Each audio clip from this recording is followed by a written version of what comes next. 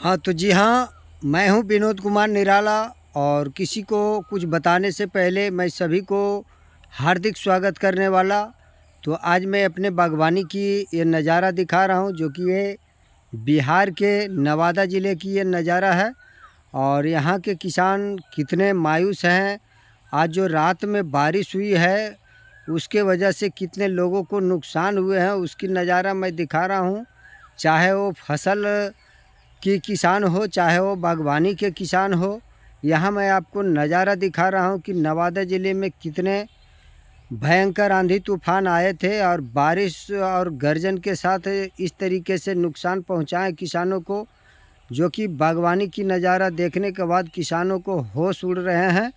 और यहाँ देख रहे हैं कि हमारे पौधे पर कितने फल लगे हुए थे, जो कि आज ये गिने चुने फल नज़र आ रहे हैं। और यहाँ पौधे के नीचे जो आपको मैं नज़ारा दिखा रहा हूँ, आप देख कर के हैरान हो जाएंगे कि अभी ही किसानों के लिए ये कितने चिंताजनक बातें हैं कि हमने इस पौधे पर बहुत सारे छिड़काव कर चुका हूँ, जो कि हमारे वैज्ञानिक आम की टिटोले झड़ने के लिए प्लानोफिक्स का इस्तेमाल करने के लिए हम लोग को सलाह देते हैं। तो हमने प्लानोफिक्स का भी इस्तेमाल किया, जो कि झड़ने से रुक चुका था। और ऐसे ही आज रात की आंधी बारिश की वजह से हमारे पौधे की 75% फल नीचे आ चुके हैं झड़ करके। और ऐसे में किसानों की ये कहावतें बिल्कुल साबित हो रहे हैं कि हरियर खेती बिन गाय उसको देख नहीं नितराए। ये बिल्कुल हमारे बुजुर्ग कह कर के गए हैं, ज्ञानी लोग बता कर के गए हैं कि कोई भी फसल, चाहे वो धान गेहूं की हो, चाहे सब्जी की हो, चाहे बागवानी की फलदार पौधे हो, उसकी फसल जब तक के आप उसे लाभ नहीं ले सकते हैं, तब तक के वो आपका नहीं है।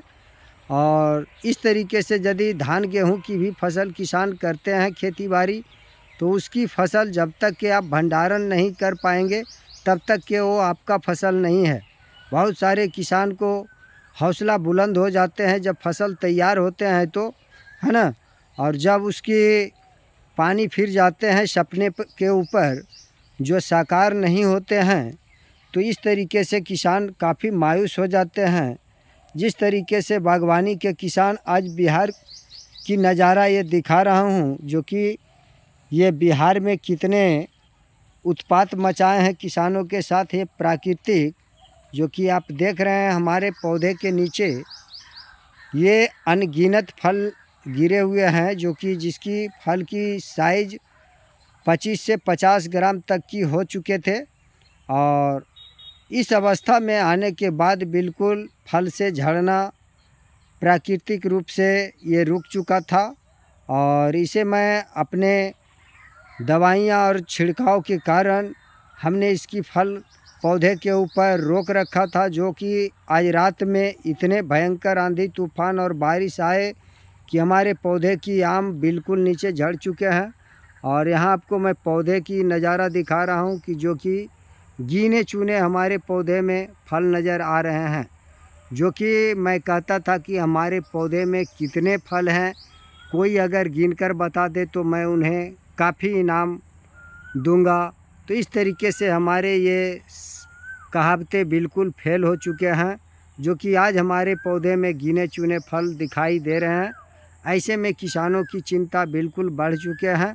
चाहे वो गेहूं की फसल अपने खेतों में बिल्कुल कटे हुए गेहूं को बिल्कुल भिंगा देने की ये प्राकृतिक रूप से घाटा देकर के किसानों की चिंता और होश उड़ा रहे हैं। तो ऐसे में बहुत सारे किसान चिंतित है। और कुछ ऐसे भी किसान हैं जो कि अपने फसल को उपजने के बाद भी किसान लापरवाही बरत करके और वो अपने फसल को प्राकृतिक की चपेट में दे देते हैं।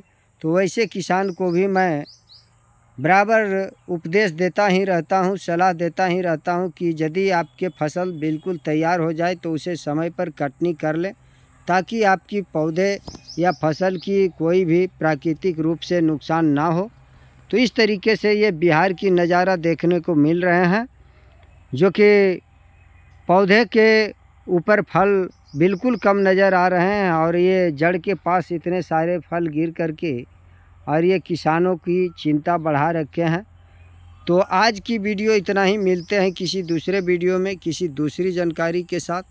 तब तक के लिए हंसते रहें, मुस्कुराते रहें, देखते रहें निराला नर्सरी फार्म। धन्यवाद दोस्तों।